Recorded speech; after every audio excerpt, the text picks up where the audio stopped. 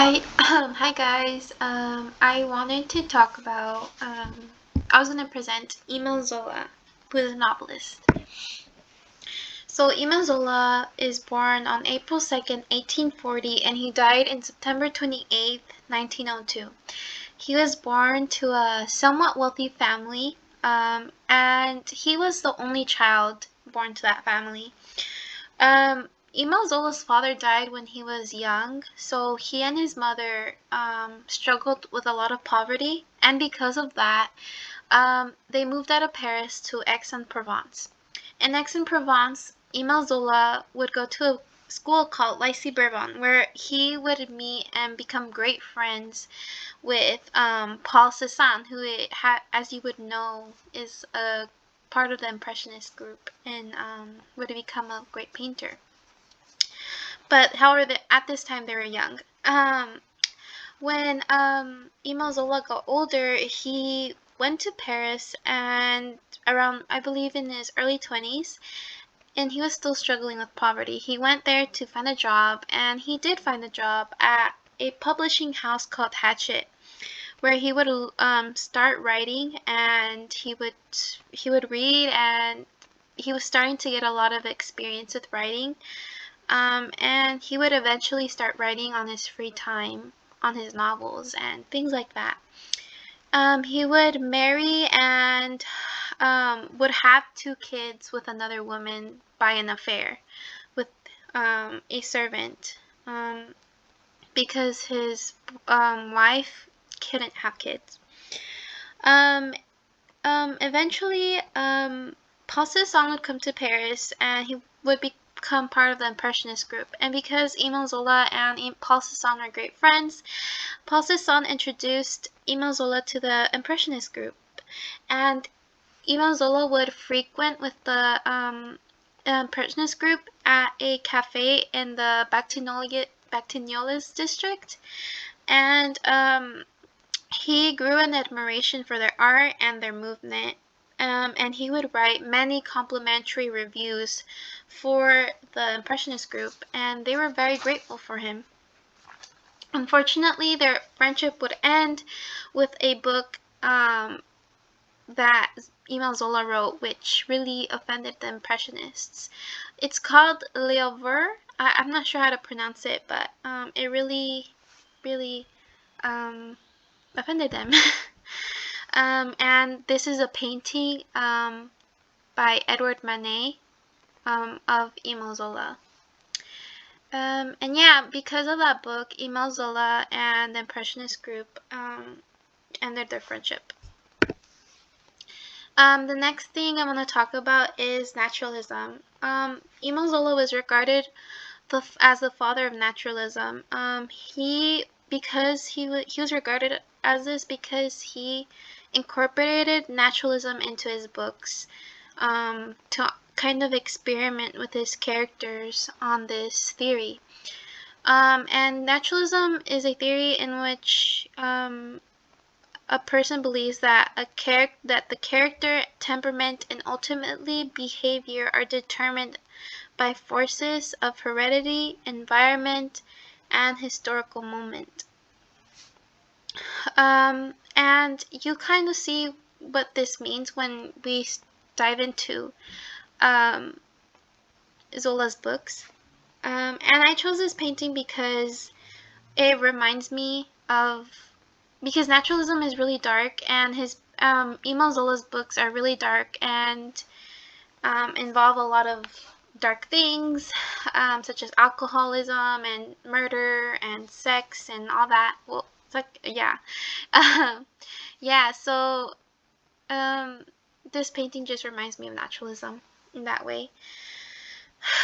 So one of the first books that Emile Zola wrote is called Therese Raquin. He wrote this when he was 26 years old, and it's mainly about a bored wife named Therese who married her cousin named Camille. And Camille has a friend named Laurent who is attractive. And Therese, being very bored, she decided to have an affair with Laurent, and they would have like a burning passion for each other. And in order to continue this passion and this affair, they decided to kill Camille, murder him. They ended up drowning him, and instead of this passion for each other to continue and increase, it went the opposite way. They started to hate each other, and they started to plot murder against each other, and they both died by poison at the end. And the French public regarded this literature as very putrid, and it created a scandal because the characters were very adulterous, and they were, they murdered. um, and naturalism plays into this book because these characters, um, they were playthings to their instincts and sexual urges, which resulted in the murder and the tragic ending. And that is basically naturalism for you. People following their flesh, and it ends up with that tragic ending. The next book that I wanted to talk about is called La Bête Humaine. It's called, translated to The Beast Within, and it was published in 1890. And naturalism plays into this book because the main character, I believe it's the main character, this man, has like this madness running through his blood due to heredity in his family, because there's like this mad gene that's going in through his family. And this madness that this man has is his desire to murder women to fulfill sexual passions. And this book was regarded as like the most bloody and erotic of all Zola's books. And you can imagine the outcry, how dark this book was. And yeah, because of heredity, this man murdered, and that is what naturalism is. Basically, I hope you understood that. Zola regarded his characters as without souls or beasts in human form. And yeah, so you know how like the people in France were mainly Catholics. The way that I understood naturalism is that basically that there's no supernatural forces intervening in our fates. So like God or angels or demons, like there's no such thing as that in naturalism. It's basically just your heredity and all that. Okay, the next thing I wanted to talk about was Jacques. This is like one of the most important pieces to me that Emile Zola wrote. And it basically revolves of an affair involving Alfred Dreyfus, who was a Jewish French officer, and he was accused falsely with treason, and he was falsely accused because he was Jewish. And France was very anti-Semitic at the time, and they were very proud of it. They were open about it as well. And Zola, he disagreed with all this anti-Semitism because he believed that it was contrary to the French values. So he wrote an open letter, Jacques Cousset, to the president of France, and it was in the newspapers and all that. He was accusing individual government workers and positions in anger for their negligence, and he was rebuking them for their corruption and the anti-Semitism that was existing within the government. And because of this, Zola was charged with libel, and he fled to London to avoid trial.